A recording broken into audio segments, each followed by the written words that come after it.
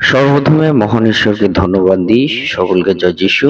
আসুন আজকে যে বিষয় তা হলো ঈশ্বর তিনি আমাদের রোগ প্রতিকার করেন সে বিষয় নিয়ে আলোচনা করব। তাই যতজন ঈশ্বর সন্তানেরা আপনারা যুক্ত হয়েছেন, আসুন আমরা ঈশ্বরের বাক্য শুনি। গীত সংহিতা 103 অধ্যায় 3 পদ। তিনি তোমার সমস্ত অধর্ম ক্ষমা করেন, তোমার সমস্ত রোগের প্রতিকার করেন। ঈশ্বর তার বাক্যে আমাদের প্রত্যেকে আশীর্বাদ যুক্ত করুন, আমেন। স্বর্গীয় পিতা প্রভু, আরোগ্যকারী ঈশ্বর, তোমার মহানামে ধন্যবাদ করি, গৌরব দিই প্রভু গো।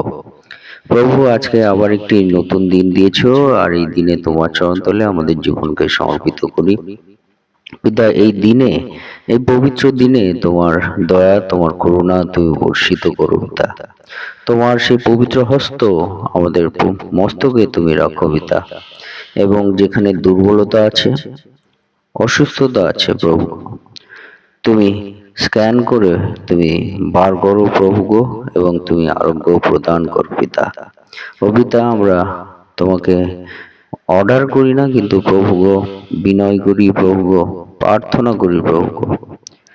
প্রভু, তুমি দয়া করো এবং তুমি করুণা করো পিতা, এবং তোমার যে বাক্য, সে বাক্য সকলের মধ্যে দিয়ে তুমি আমাদের জীবনে আরেকটি বার প্রভু গো আশীর্বাদ হয়ে প্রভু গো কার্য করো এবং কথা বলো প্রভু। সঙ্গে থাকো এই প্রার্থনা প্রভু যিশু নামে চাই, আমেন। জয় যিশু। আজকে আমরা দেখি আমাদের পিতা ঈশ্বর তিনি আমাদেরকে কি বলেন। পিতা ঈশ্বর তিনি আমাদের বলেন, আমাদের সমস্ত রোগ তিনি প্রতিকার করেন। সমস্ত রোগ, সেই রোগ থেকে পিতা ঈশ্বর তিনি প্রতিকার করেন। পিতা ঈশ্বর সে বিষয় বলেন। কখন যদি আমরা দেখি যে যাত্রা পুস্তক 15 অধ্যায় 26 পদ বলে, তুমি যদি আপন ঈশ্বর সদাপ্রভু রবে মনোযোগ করো, তাহার দৃষ্টিতে যাহা ন্যায্য তাহাই করো, তাহার আজ্ঞাতে কোন দেও ও তাহার বিধি সকল পালন করো, তবে আমি মিশ্রীয় দিগকে যে সকল রোগে আক্রান্ত করিলাম সেই সকলেতে তোমাকে আক্রান্ত করিতে দিব না, কেননা আমি সদাপ্রভু তোমার আরোগ্যকারী, আমেন। অর্থাৎ পিতা ঈশ্বর তিনি আমাদের সমস্ত রোগের প্রতিকার করেন। পিতা ঈশ্বর বলছে, যখন আমরা সদাপ্রভুর রবে মনোযোগ করি, তাহার রব সকল, তার বাক্য সকল আমরা মন দিয়ে আমরা শুনি, এবং তা আমরা আমাদের হৃদয়ে আমরা যখন রাখি, পিতা ঈশ্বর তিনি আমাদেরকে বলেন যে তিনি আমাদেরকে আরোগ্য প্রদান করেন।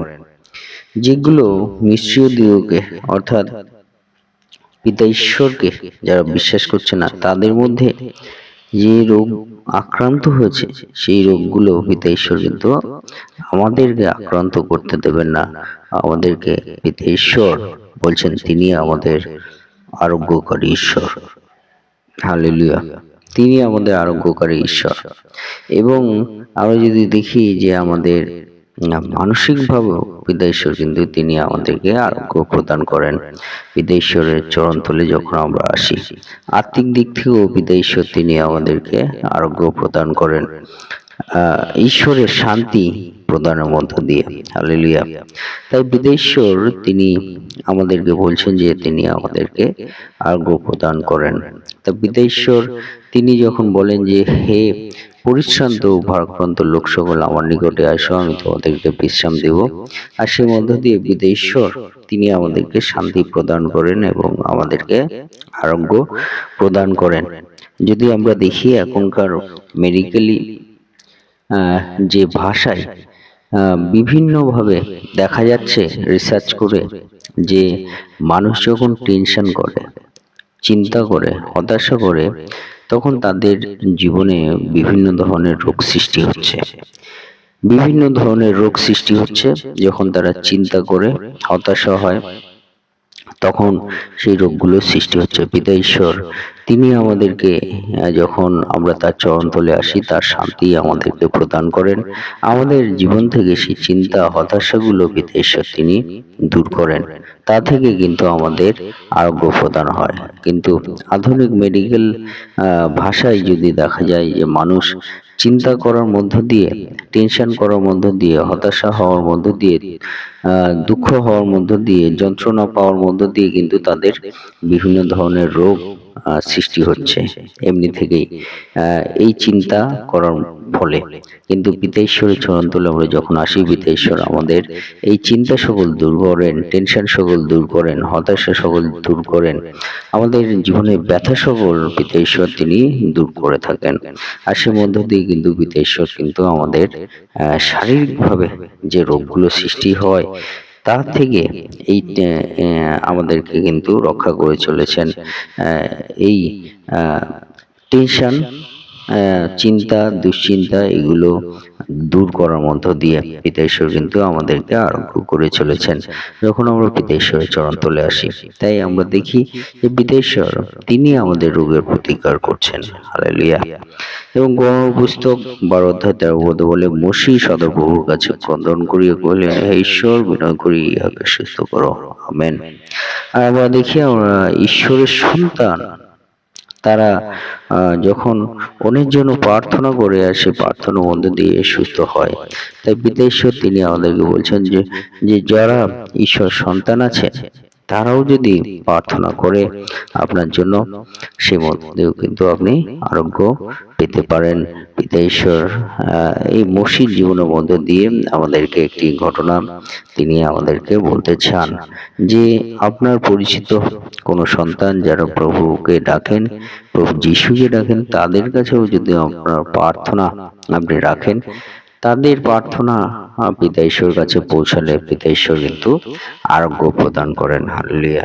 পিতা ঈশ্বর সেই বিষয় কিন্তু বাক্যের মধ্য দিয়েও আমাদেরকে বলেন, অর্থাৎ অন্যের প্রার্থনার মধ্য দিয়েও কিন্তু আপনি আরোগ্য পেতে পারেন। পিতা ঈশ্বর সে বিষয় বলেন। তাই পিতা ঈশ্বর কিন্তু অন্যান্য সন্তানদের মধ্য দিয়েও প্রার্থনার ফলে কিন্তু আরোগ্য প্রদান করে চলেছেন। হালেলুয়া। পিতা ঈশ্বর সে বিষয় কিন্তু আমাদেরকে মনে করে দেন। তাই অন্যান্য যারা ঈশ্বরকে ডাকছেন তাদেরকেও যেন আমরা প্রার্থনার অনুরোধ আমরা দিই, যাতে পিতা ঈশ্বর তিনি আমাদেরকে আরোগ্য প্রদান করেন। এবং গীতসংগীতের 30 অধ্যায় 2 পদে বলে, হে সদাপ্রভু আমার ঈশ্বর, আমি তোমার কাছে আর্তনাদ করিলাম এবং তুমি আমাকে সুস্থ করিলে। আমেন। এবং পিতা ঈশ্বর সেই মধ্য দিয়েও আরেকটি বিষয় বলতে চান যে আপনি নিজেও যদি প্রার্থনা করেন, পিতা ঈশ্বর কিন্তু আপনার প্রার্থনা শ্রবণ করবেন এবং আরোগ্য প্রদান করবেন। তাই আমাদের এই তিনটি বিষয় আমরা মনে রাখি যে পিতা ঈশ্বর এই সুন্দর দিনে, পবিত্র দিনে আরোগ্য প্রদানের জন্য বলেন যে আমরা ঈশ্বরের পাখে যখন মনোযোগ হই তখন পিতা ঈশ্বর তিনি আমাদের আরোগ্য করেন। এবং অন্যান্য যারা প্রভুকে ডাকেন তাদের কাছেও যদি প্রার্থনার অনুরোধ আমরা দিই, তারা যদি প্রার্থনা করে সে মধ্য দিয়েও আমরা আরোগ্য প্রদান হই এবং আমরা নিজেরাও প্রার্থনা করার মধ্য দিয়ে আমরা নিজেরা আরোগ্য প্রদান হই পিতা ঈশ্বরের দয়াতে, তার করুণাতে। হালেলুয়া। তাই আসুন আমরা সেই পিতা ঈশ্বরকে আমরা ডাকি, তার চরণ তলে আমাদের জীবনকে রাখি। পিতা ঈশ্বর যেন তিনি আমাদেরকে দয়া করেন, করুণা করেন, আমাদেরকে আরোগ্য প্রদান করেন। ঈশ্বর তার বাক্যে আমাদের প্রত্যেককে আশীর্বাদ যুক্ত করুন। আমেন। হে আমাদের স্বর্গস্থ পিতা, তোমার নাম পবিত্র বলিয়া গণ্য হোক। তোমার রাজ্য আসুক, তোমার ইচ্ছা যেমন স্বর্গে তেমন এই পৃথিবীতেও সিদ্ধ হোক। আজ আমাদের প্রয়োজনীয় খাদ্য অদ্য আজ আমাদিগকে দাও, আর আমাদের অপরাধ সকল ক্ষমা করো, যেমন আমরাও আপন আপন অপরাধীদিগকে ক্ষমা করিয়াছি। আর আমাদের পরীক্ষাতে আনিও না, কিন্তু মন্দ হইতে রক্ষা করো, কারণ রাজ্য, পরাক্রম ও মহিমা যুগে যুগে তোমারই হোক। আমেন। এই মুহূর্তে পিতা ঈশ্বরের প্রেম এবং পবিত্র আত্মার, প্রভু যীশু খ্রিস্টের অনুগ্রহ এবং পবিত্র আত্মার সহভাগিতা যুগ থেকে যুগান্ত পর্যন্ত আপনাদের সকলের সহবর্তী হন। আমেন। জয় যীশু, জয় যীশু। ঈশ্বর আপনাদের প্রত্যেককে আশীর্বাদ যুক্ত করুন। আমেন।